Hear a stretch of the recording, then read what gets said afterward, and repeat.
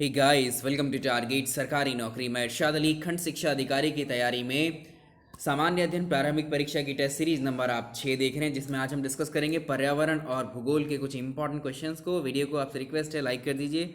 और आज का पहला सवाल देखिए, निम्नलिखित में से किस देश में ग्रीन हाउस गैस के उत्सर्जन में कमी करने के लिए साल 2019 से कार्बन टैक्स लगाने की घोषणा किस देश ने की है?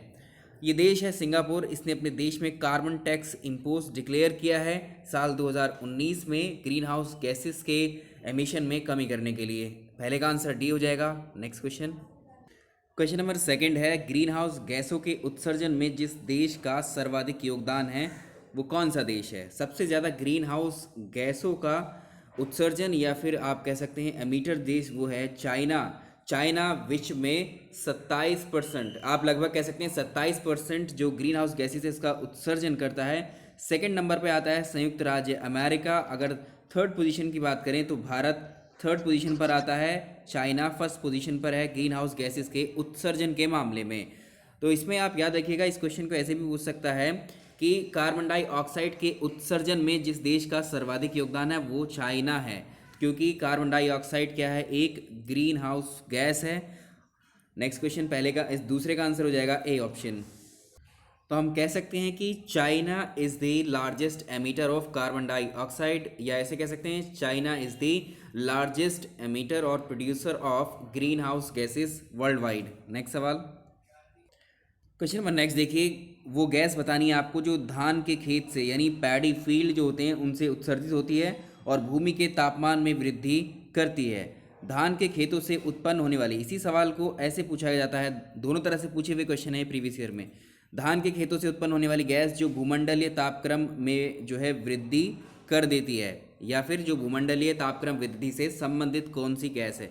जो पैडी फील्ड होते हैं हमारे, जो धान के खेत होते हैं उनसे सबसे ज़्यादा गैस निकलती है, ये है मीथेन।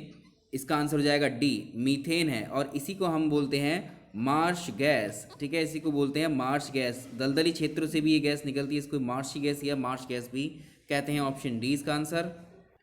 क्वेश्चन नंबर नेक्स्ट है, पशुओं को दिया जाने वाला कौन सा दर्द निवारक यानी पेन किलर भारत में गिद्धों के लगभग विलुप्त होने के लिए उत्तरदायी माना जाता है? ये क्वेश्चन यूपीपीएससी इसको हर 2 से 3 साल में रिपीट करता है और ये एक अच्छा क्वेश्चन है। देखिए, इस क्वेश्चन के आंसर की अगर हम बात करें तो जो आपके घरों में कैटल या फिर जो पालतू जानवर होते हैं, गाय भैंस वगैरह जितने भी पशु होते हैं पालने वाले, अगर उनको कभी जॉइंट पेन होता है, उनके जोड़ों में अगर दर्द होता है तो उनको डॉक्टर्स जो होते हैं जानवरों के एक दवाई देते हैं। बहुत ज़्यादा इस्तेमाल किया जाता था इस दवाई का। इसका नाम है डाइक्लोफिनेक या इसको डीक्लोफिनेक कहते हैं। Option D. इस डीक्लोफिनेक की खास बात यह है, जानवरों को दिए जाने के बाद ये पेन किलर एक्चुअली बहुत इफेक्टिव है, ये दर्द तो खत्म कर देती है, लेकिन इसका इफेक्ट जो है उन जानवरों की बॉडी में बना ही रहता है जब तक वो जिंदा रहते हैं, जब तक मरने के बाद में भी ये जो है इस पेन किलर का जो असर है ना उनकी बॉडी में एज इट इज़ रहता है।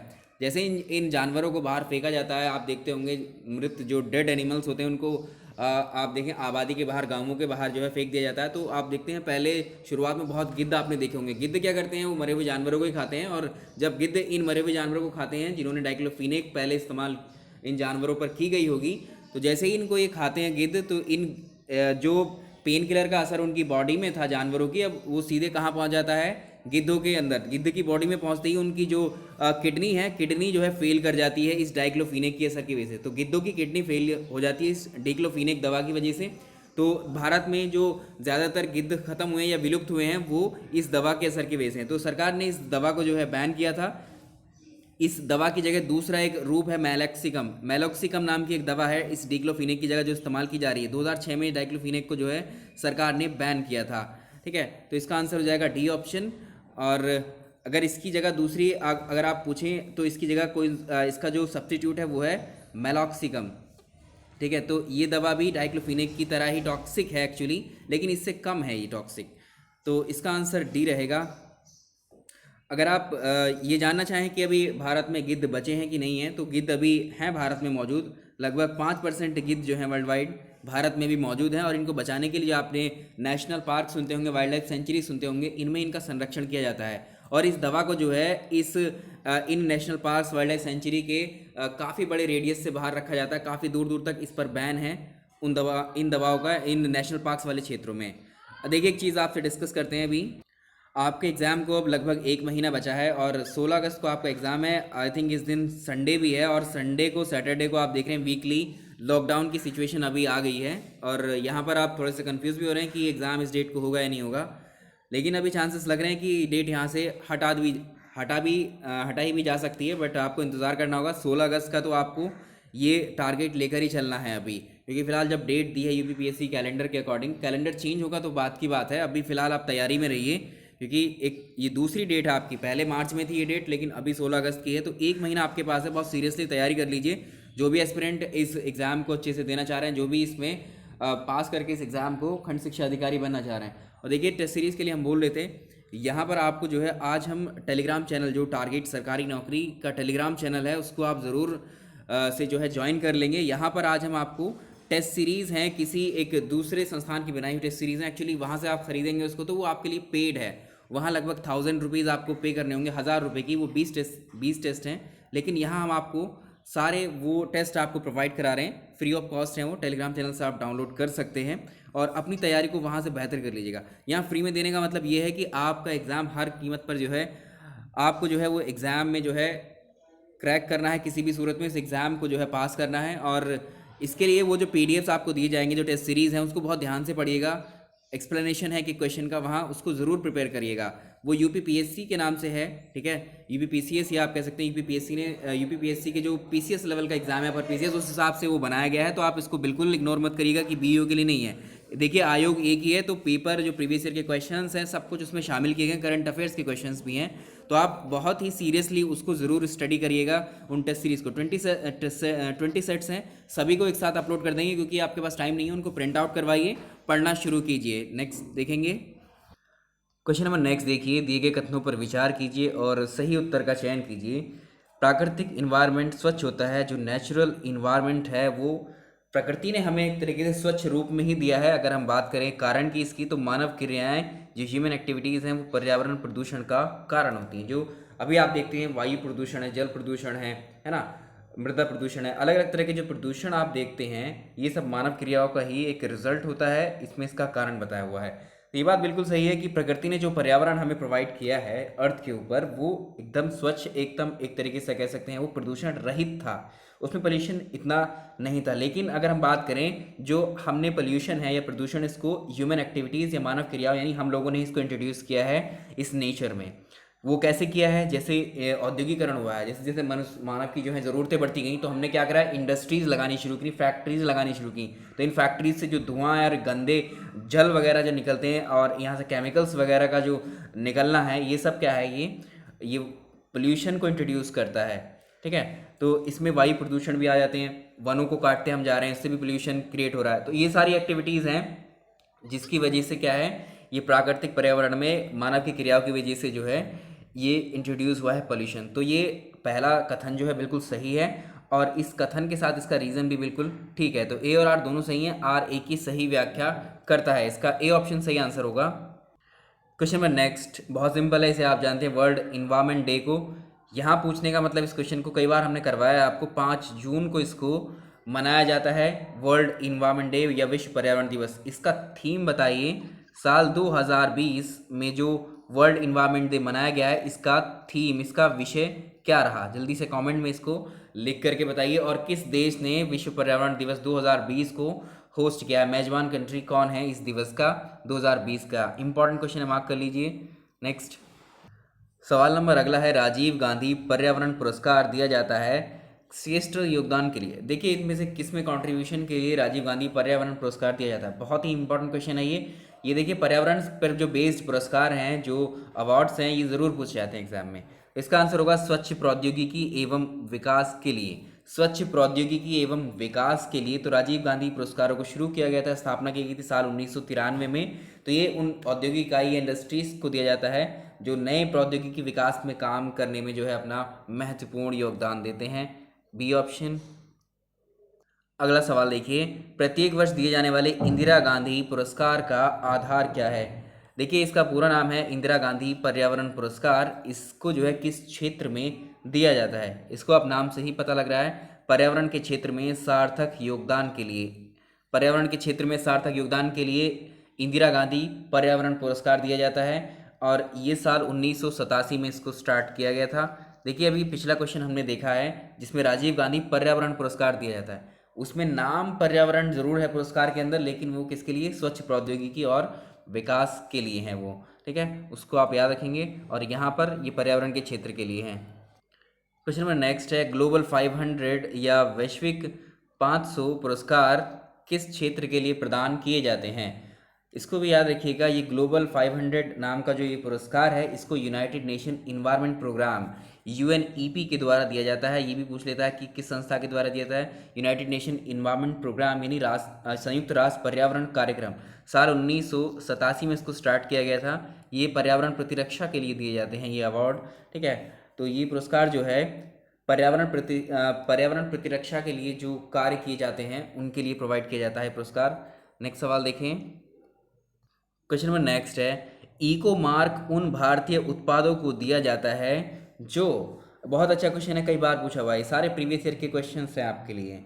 तो इको मार्क का प्रयोग जो है जो इंडियन प्रोडक्ट्स होते हैं, जैसे आपने देखा होगा बहुत सारे प्रोडक्ट, साबुन है, डिटर्जेंट है, ठीक है, बहुत सारे खाद्य पदार्थ भी हैं वनस्पति से बने, चाय कॉफ़ी, इस तरह के, इन पर आपको इको मार्क बना मिलता है। ये जो है ऐसे उत्पादक, ऐसे जो प्रोडक्ट होते हैं, उत्पाद होते हैं, उनको दिया जाता है जिससे जो हमारा पर्यावरण है उसको हानि ना हो, उसको क्षति ना पहुंचे। यानी एक तरीके से कह सकते हैं कि ये पर्यावरण के प्रति जो है एक तरीके से मैत्रीपूर्ण संबंध रखते हैं, या फिर इको फ्रेंडली इनको आप कह सकते हैं। तो पर्यावरण के प्रति जो है मैत्रीपूर्ण, जो पर्यावरण को हार्म ना पहुंचा सकें, ऐसे प्रोडक्ट्स को जो है ये इको मार्क दिया जाता है। इको मार्क कौन देता है? ये है ब्यूरो ऑफ इंडियन स्टैंडर्ड, जिसे आप कहते हैं BIS, भारतीय मानक ब्यूरो या ब्यूरो ऑफ इंडियन स्टैंडर्ड के द्वारा ये प्रोवाइड किया जाता है। नेक्स्ट सवाल, क्वेश्चन नंबर नेक्स्ट है, पर्यावरण अनुकूलन उपभोक्ता उत्पादों को चिन्हित करने के लिए सरकार ने क्या आरंभ किया है? उसी क्वेश्चन को फिर से ऐसे पूछा गया जो भी प्रीवियस क्वेश्चन हमने देखा है,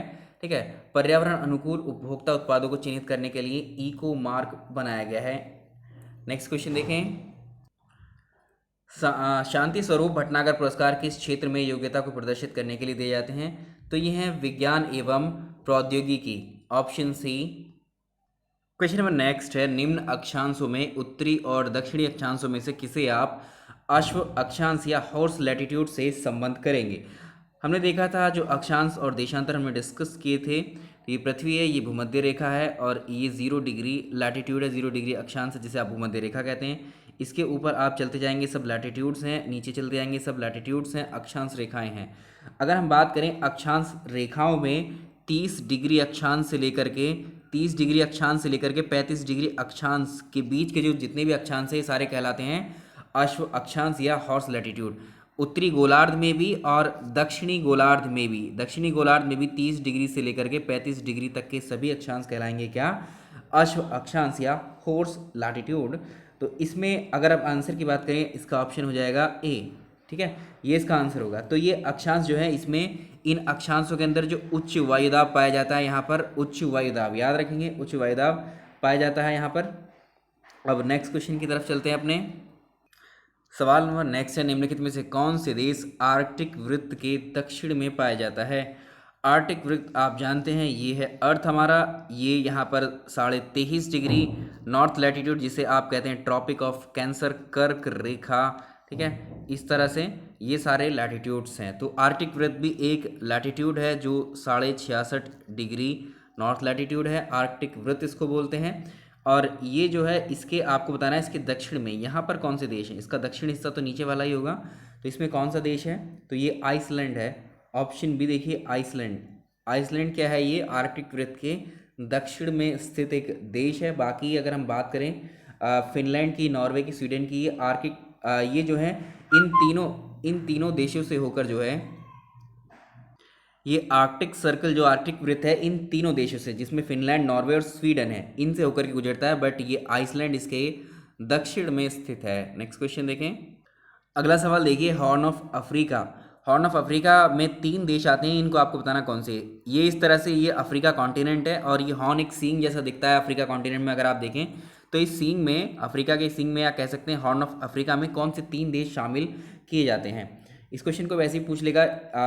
पहले इसका आंसर देख लेते हैं कि इसका आंसर कौन से 3 कंट्री कौन कौन से हैं। जो अफ्रीका का जो उत्तर पूर्वी भाग है, ये उत्तर पूर्वी भाग है, इसमें तीन देश ऐसे हैं जो इस हॉर्न को फ्रेम करते हैं या फॉर्म करते हैं। इसमें सोमालिया है, इथियोपिया है और जिबूती है।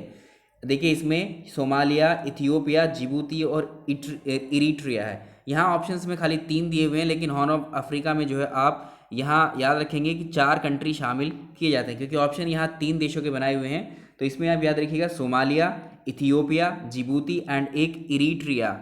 इरिट्रिया, ये चारों मिलकर के हॉर्न ऑफ अफ्रीका को बनाते हैं। अब इस क्वेश्चन को भी ऐसे पूछा हुआ है कि इनमें से कौन सा देश हॉर्न ऑफ अफ्रीका में शामिल नहीं किया जाता है। ऐसे भी फ्रेम किया हुआ है, ऐसे भी अलग से पूछा हुआ है एग्जाम में ये क्वेश्चन। नेक्स्ट सवाल देखेंगे।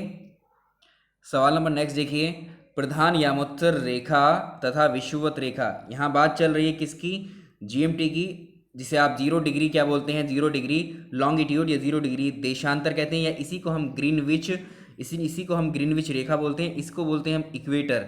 ये दोनों रेखाएं एक दूसरे को कहाँ पर काटती हैं, ये इक्वेटर है और ये ग्रीनविच लाइन है, तो ये कहाँ पर काटती हैं एक दूसरे को, ये प्लेस पूछा हुआ है। इस प्लेस को याद रखिएगा, बहुत इंपॉर्टेंट है ये प्लेस। एक्चुअली ये जो काटती है ये अटलांटिक महासागर, इसमें ऑप्शन में आप लिख लीजिएगा अलग से, अटलांटिक महासागर में एक दूसरे को क्रॉस करती हैं, और गिनी की खाड़ी, अटलांटिक महासागर में गिनी की खाड़ी, वहाँ पर ये एक दूसरे से मिलती हैं, या इनका प्रतिच्छेदन बिंदु इन दोनों रेखाओं का 0 डिग्री लॉन्गिट्यूड या फिर जीएमटी और इक्वेटर, इन दोनों का जो एक मिलन बिंदु आप कह सकते हैं, ये कहाँ पर होगा, ये गिनी की खाड़ी अटलांटिक महासागर में होगा। तो इसको आप अलग से याद रखेंगे। एक क्वेश्चन एडिशनल यहीं पर डिस्कस कर लेते हैं, पहले भी किया है हमने इसको एक्चुअली। जो भूमध्य रेखा यानी इक्वेटर है, और ट्रॉपिक ऑफ कैंसर है, और ट्रॉपिक ऑफ कैप्रिकॉन है। ये ट्रॉपिक ऑफ कैप्रिकॉन, इसको हम कर्क रेखा हिंदी में बोलते हैं, इसको मकर रेखा, ट्रॉपिक ऑफ कैप्रिकॉन को मकर रेखा बोलते हैं, ट्रॉपिक ऑफ कैंसर को कर्क रेखा बोलते हैं, इक्वेटर है ये, इसको भूमध्य रेखा बोलते हैं। ये तीनों रेखाएं, जो ग्लोब है हमारा, अर्थ है, ये तीनों किस महाद्वीप से गुजरती हैं, तो एक इकलौता ऐसा महाद्वीप है जिनसे ये तीनों रेखाएं गुजरती हैं, ये है अफ्रीका कॉन्टिनेंट। याद रखिएगा अफ्रीका कॉन्टिनेंट, इसको आप जानते भी हैं। नेक्स्ट सवाल देखिए। क्वेश्चन नंबर नेक्स्ट देखिए, भारत का लगभग 30% क्षेत्र 3 राज्यों में समाहित है। ये 3 राज्य कौन कौन से हैं? इसमें आते हैं राजस्थान, मध्य प्रदेश, महाराष्ट्र। ये तीनों मिलकर भारत का 1/3 क्षेत्रफल कवर कर लेते हैं, ऑप्शन सी। नेक्स्ट सवाल। क्वेश्चन नंबर नेक्स्ट है, निम्नलिखित में से कहाँ पर अंतर्राष्ट्रीय समुद्री संगठन का मुख्यालय स्थित है? अच्छा क्वेश्चन है, ये लंदन में है, इसको याद रखिएगा, लंदन में है ये अंतर्राष्ट्रीय समुद्री संगठन का मुख्यालय। नेक्स्ट सवाल। क्वेश्चन नंबर नेक्स्ट देखिए, धान के खेतों के लिए जो सामान्यतः प्रयोग होने वाला खरपतवार नाशक है, जो घास वगैरह होती है इसमें धान के खेत में, उसको नष्ट करने के लिए कौन सा इस्तेमाल किया जाता है, कौन सा कीटनाशक है, कौन सा खरपतवार नाशक है? तो ये है 2,4-D। ठीक है, इसका नाम है 2,4-D। इसका अगर फुल फॉर्म आपसे पूछता है तो ये है 2,4-डाइक्लोरोफिनॉक्सी एसिटिक एसिड। फिर से सुन लीजिएगा, 2,4 ये इसका कोड रहेगा इसमें, ठीक है, नेमिंग करते हैं इनकी। तो 2,4-डाइक्लोरोफिनॉक्सी एसिटिक एसिड, ये होता है इसका खरपतवार नाशक। अगर इसका आपसे रासायनिक सूत्र भी पूछ सकता है तो इसको आप आंसर करेंगे C8H6 और Cl2, ये इसका रासायनिक सूत्र रहेगा। इस नाम से भी केमिकल नेम से भी, केमिकल फॉर्मूला से भी पूछ सकता है ऑप्शन में। नेक्स्ट, यूपी 308 एक प्रजाति है किसकी? ये आप जान रहे हैं इसको, ये गेहूं की एक फसल है, गेहूं की फसल की आप इसको कह सकते हैं, बी ऑप्शन। सवाल नंबर नेक्स्ट देखिए, निम्नलिखित देशों में से किसे तड़ित झंझा या फिर थंडरबोल्ट का देश कहा जाता है? इंपॉर्टेंट क्वेश्चन है, ये पूछा हुआ क्वेश्चन 2013 में आया हुआ है ये सवाल। इसका आंसर रहेगा भूटान। भूटान कंट्री एक्चुअली जो हिमालय है, हिमालय से आने वाले जो भयानक तूफान होते हैं, उन तूफान की वजह से ही भूटान को नाम दिया गया है लैंड ऑफ थंडरबोल्ट या फिर तड़ित झंझा का देश। और भूटान को द्रिकयुल भी कहा जाता है, द्रिकयुल। ठीक है, तो इसको भी याद रखिएगा, ये भूटान के लिए संबोधित किया गया है यहाँ आने वाले तूफान के कारण जो हिमालय की वजह से आते हैं। नेक्स्ट सवाल, निम्नलिखित देशों में से कौन सा देश विश्व में आयोडीन का लार्जेस्ट प्रोड्यूसर है? आयोडीन सबसे ज़्यादा जो है चिली में प्रोड्यूस की जाती है, ऑप्शन सी। विश्व वन्यजीव दिवस कब सेलिब्रेट किया जाता है? विश्व वन्यजीव दिवस को मनाया जाता है 3 मार्च को, 3 मार्च को, ऑप्शन ए सही रहेगा। और लास्ट क्वेश्चन आज का, क्वेश्चन नंबर लास्ट है, इंडोनेशिया की राजधानी जो जकार्ता है, ये किस आइलैंड में है आपको बताना है? तो ये जावा आइलैंड में है, ये क्वेश्चन भी पूछा हुआ है। तो ये इतने ही क्वेश्चंस हम रहने देंगे यहाँ पर पर्यावरण, और हमने आपको भूगोल के क्वेश्चंस डिस्कस किए हैं। देखिए वो जो आपको टेस्ट हैं, जो आपकी बात करें, टेस्ट सीरीज़ की बात कर रहे हैं, वो उसमें मिक्सड अप टेस्ट सीरीज़ भी हैं, सब्जेक्ट वाइज टेस्ट सीरीज़ भी हैं, सेंसस पर भी हैं। जो जो इंपॉर्टेंट आपके लिए हो सकते हैं वो सारे क्वेश्चंस उन टेस्ट सीरीज़ के अंदर शामिल किए गए हैं और उनका एक्सप्लेनेशन बहुत ज़्यादा है उसमें। तो एक एक क्वेश्चन के साथ आपके 10-10, 15-15 क्वेश्चन तैयार हो जाएंगे। जो वो वाली टेस्ट सीरीज़ आपको मिलेगी वो टेलीग्राम में मिलेगी। उसके अलावा जो हमारी टेस्ट सीरीज़ है उन क्वेश्चंस के अलावा हमारी जो टेस्ट सीरीज़ चल रही हैं उनके अलग सेपरेट क्वेश्चंस की चल रही हैं। वो वाली जो PDF आपको दी जाएंगी टेस्ट सीरीज़ की 20 टेस्ट सीरीज़ की, उनको आप कर लीजिएगा। वो क्वेश्चंस बिल्कुल अलग हैं और जो हम यहाँ चैनल पर करा रहे हैं वो क्वेश्चंस अलग हैं। ऐसा इसलिए किया गया है क्योंकि नंबर क्वेश्चंस अब आप ज़्यादा तैयार कर सकें। आखिरी महीना है, उन महीने में आई थिंक आप 20 टेस्ट सीरीज़ को डेली एक टेस्ट सीरीज़ लगाइए। उसमें जितने भी क्वेश्चंस फैक्ट वहाँ डिस्कस किए गए उनको भी कीजिए और जो चैनल पर करवाए जा रहे हैं इनको भी करते चलिएगा, ठीक है। और इसके साथ ही हम जो है 120 क्वेश्चंस के आपके लिए लगाने के लिए बोल रहे थे, लेकिन उसमें हम एक्सप्लेनेशन कम रखेंगे ताकि आपको क्वेश्चन ज़्यादा कवर हो सकें। और वो रहेंगे यूथ कंपटीशन की, उसके PDF भी आपको मिल जाएंगे, एक्सप्लेनेशन भी आपको मिलता रहेगा डिस्कस करने के बाद में ही। पहले आप इनको कवर कीजिए, ठीक है। चलिए इस वीडियो में इतना ही। वीडियो को लाइक कर दीजिएगा। Thank you so much.